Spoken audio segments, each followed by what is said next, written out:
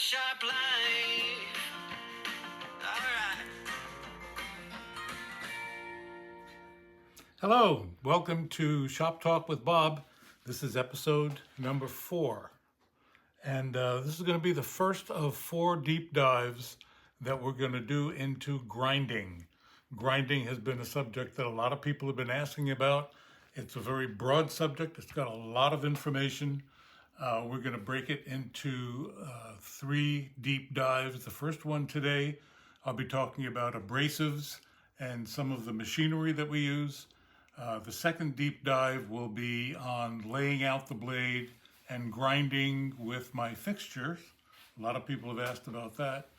And the third one will be grinding without fixtures, not exactly freehand, but with some aids and some dust control and a few other little things that are my preferences when I'm grinding a blade. So we've got a lot to talk about. Let's start off with grit, true grit, any kind of grit. The grit is the size of the abrasive that we use on our belts.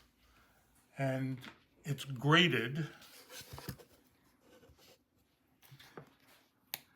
using a 1-inch mesh, and the grade refers to the number of spaces in one direction and the other direction. So 60 by 60 gives you a 60 grit belt with 60 grit abrasive.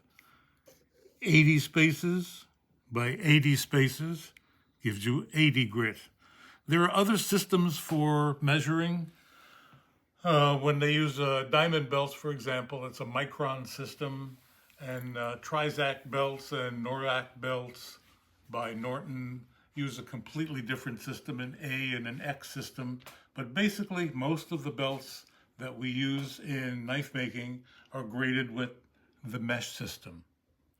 Now, one thing I want to mention that a lot of people don't realize, 60 grit is probably the most common that people use for hogging or rough grinding, getting rid of as much material quickly as possible. And it's a very fast grit to use. However, I prefer the 80 grit, and I'm going to tell you why. 60 grit, remember, measured in 60 by 60, gives you the number of spaces, 3,600 spaces per square inch. Okay.